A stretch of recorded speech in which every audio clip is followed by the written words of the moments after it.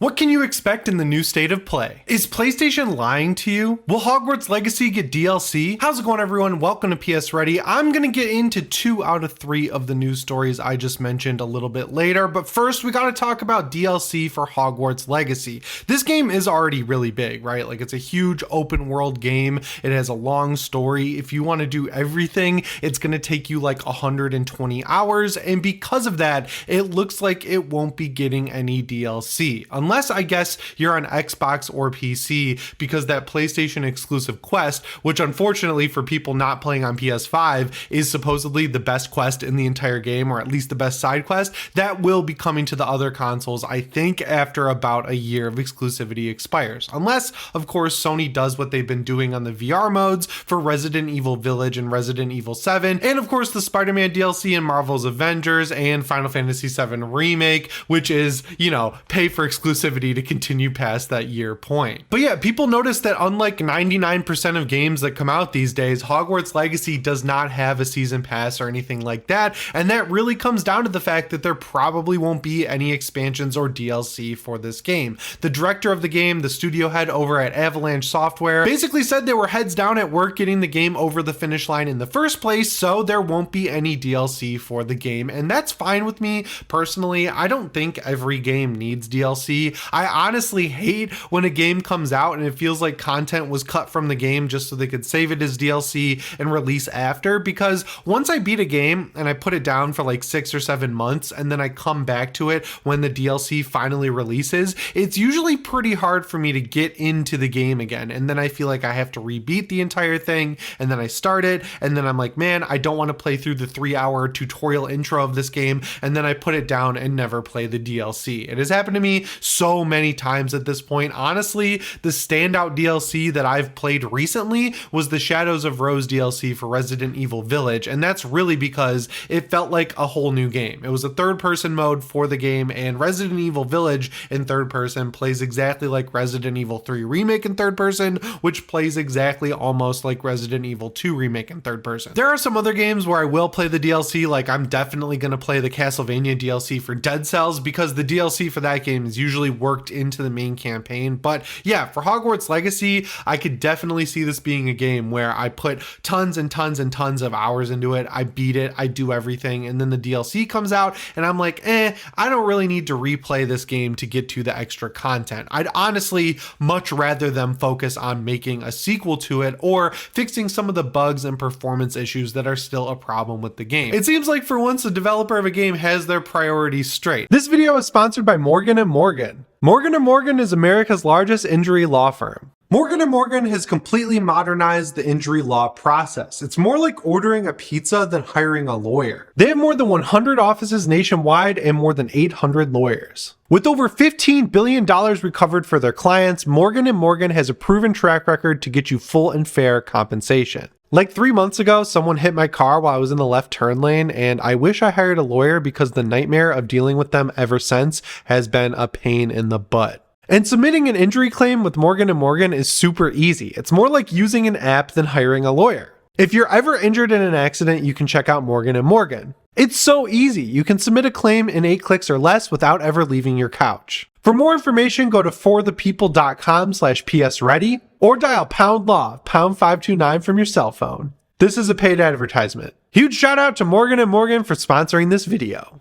Speaking of free DLC done right though, Resident Evil 4 Remake, it was announced today, will be getting a full VR mode for PSVR 2. It's just not going to be there at launch because Capcom needs some time to actually finish it up. Now, I'm personally not super surprised by this, A, because Resident Evil 4 has already been converted to VR over on the Oculus Quest 2, and B, because Resident Evil Village and Resident Evil 7 were both converted in full to VR. So we know that the RE engine can be converted to VR, and this game looks like it's going to run at a full 60 FPS on PS5, so that really shouldn't be that big of a deal. And honestly, I wasn't really planning on playing this in VR, even if it was available at launch. There's just something about that that feels like a second playthrough type mode for me, because Resident Evil, for me, is just better on a flat screen TV, and then you can play through it again in VR. I'm personally glad this is going to be a free update for the game, but I'm honestly kind of surprised because if you look at Resident Evil Village, you don't just download an update for that game. You actually get a license for a full new game. That's the entire thing in VR mode for the PSVR 2.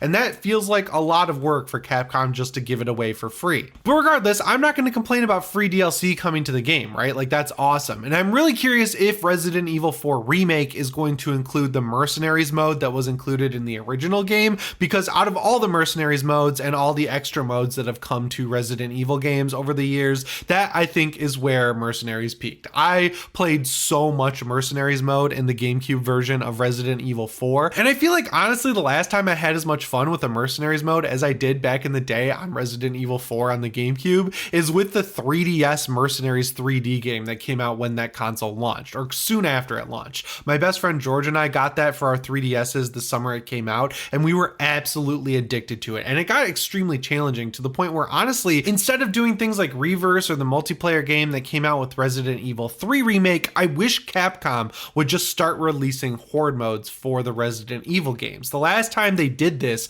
was with Resident Evil 2 Remake, but you had to play all three Ghost Survivor DLCs and complete them, and then you unlocked a horde mode where you get to play as the police officer who dies on camera when you get to the police station in Resident Evil 2 Remake, and it's a really fun horde mode. Like, you get backpack zombies that drop all the weapons from the game, and you can work your way up to having the rocket launcher you use to kill Mr. X. It was a really cool mode that I think would have been awesome to have just as a mode that has multiple maps, that lets you play as Leon, that lets you play as Claire, they can unlock other characters. It would be awesome. Like, Ada Wong would be a great character to play as in that. So hopefully going forward, Capcom focuses on horde modes like that. I'm really curious again if we are going to get a Mercs mode for Resident Evil 4 Remake, but regardless, it is nice to know we'll be able to play the entire game in VR completely for free if you have a VR2 headset. So if you guys have been watching the weekend videos here on PS Ready or Xbox Ready, you know that I'm like completely over talking about this whole Activision deal, and I honestly wish it would just go through at this point so we could stop bringing it up all the time. Microsoft is over in Europe pleading their case. They signed a 10-year deal with Nintendo to bring all of the Activision games over to Nintendo consoles.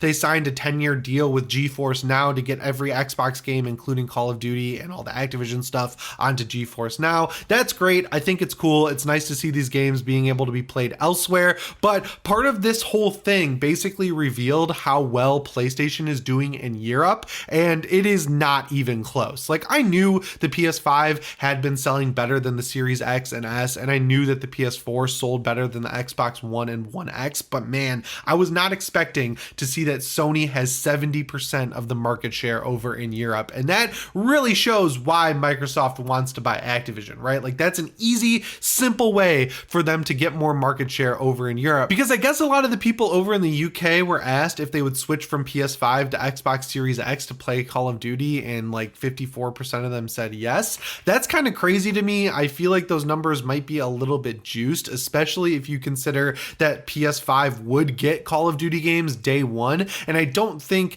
the idea of playing them on Game Pass would really be a big enough draw to completely abandon the PlayStation and switch to Xbox, especially also when you consider that the PS5 has all of these great exclusives already that the Xbox just can't really seem to keep up with. I don't think over half of the people of this 70% of the market share would switch over to Xbox just to play Call of Duty. You got to keep in mind that that's like total for Europe though, and that's including old consoles as well as the new one. I've seen the number that there's something like 30 million PS5s out in the wild, and that Xbox has sold like 20 million Xboxes. It's hard to say how many consoles Xbox has sold at this point just because they never release numbers. The only way people are ever really able to figure it out is when earnings calls happen with EA or another publisher like that, because they'll say, hey, there are like 50 million next gen consoles in the wild right now, and we know that there are 30 million PlayStation 5, so you just do the math, there are 20 left over. I don't know the exact numbers, that's just an example, but that's really the only way people have ever been able to figure out how many Xboxes are out there ever since the Xbox One generation, when the PS4 immediately hit the ground running and started trouncing the competition from Xbox. At this point, I really have no idea whether or not this whole Activision business is going to go through with Xbox, mainly because every day I feel like there's a new news story or a new analyst report that says either A, it's going to go through, or B, it's not going to go through. I just wish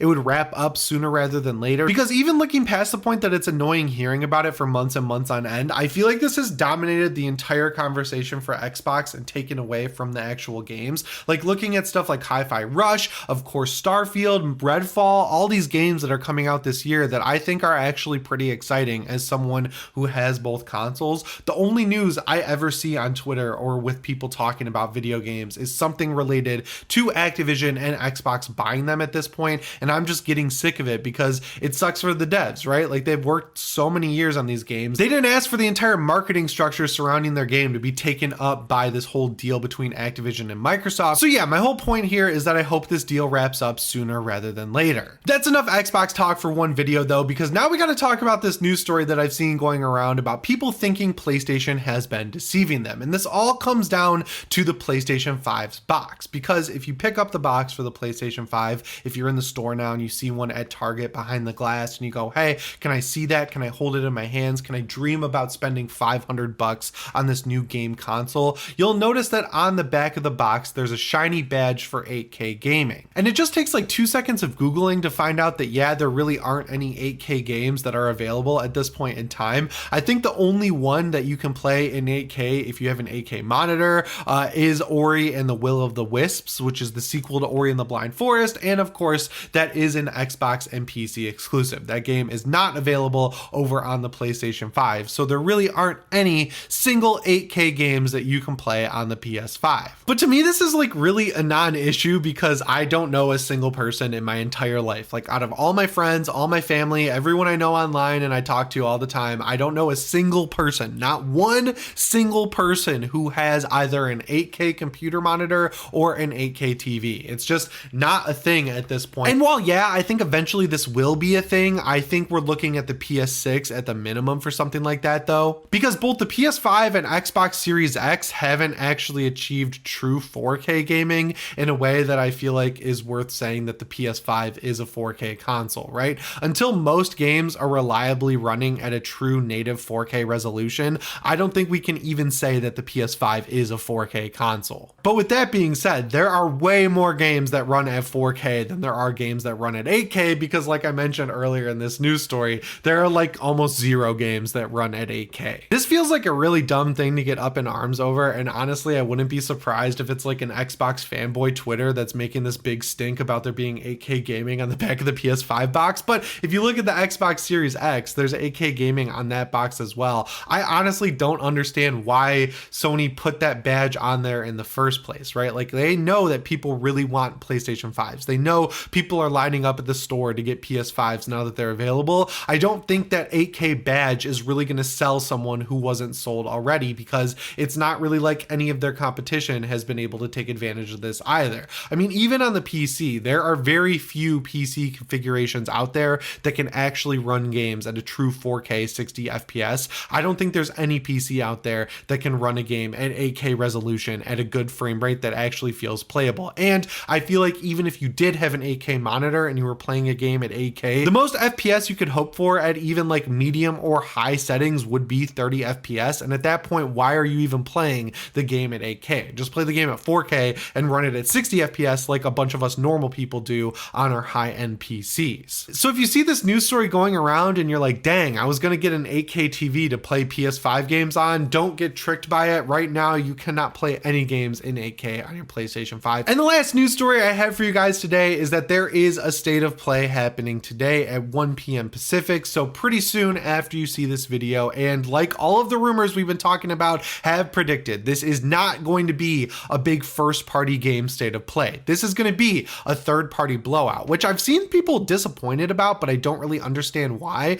because out of all the state of plays we've gotten, the best one was the one where Resident Evil 4 Remake was announced. It was like banger after banger after banger in a fully third party state of play. So what I would expect to see at something like this is Final Fantasy VII Rebirth, maybe even Final Fantasy 16, because I don't think that counts as a first party game. Maybe some new footage on Resident Evil 4 Remake. Maybe they'll announce this Mercenaries mode I was just begging for early in this video. I definitely think we'll get a new trailer for Destiny 2 Lightfall, because even though that's technically a first party game, it's available on everything, but there are tons of new games we haven't heard about yet, like something from Konami along the lines of Silent Hill 2. Hey, we could even get a shadow drop just like we saw with Nintendo and Metroid Prime Remastered and Hi-Fi Rush with Xbox, like maybe even Silent Silent Hill: The Short Message, that game that keeps leaking over and over and over again, but we've heard nothing about. Or we could even see some more gameplay from Silent Hill 2. And also there's of course the Metal Gear Solid remake that's been rumored for months now, or even a Metal Gear Solid 3 re-release. Like, there's so many different third-party games we could have to look forward to. And outside of that, there's going to be 5 new PSVR 2 games announced. And a lot of people are speculating that we could see Half-Life Alyx announced at this state of play, which would be a killer app for the PSVR 2.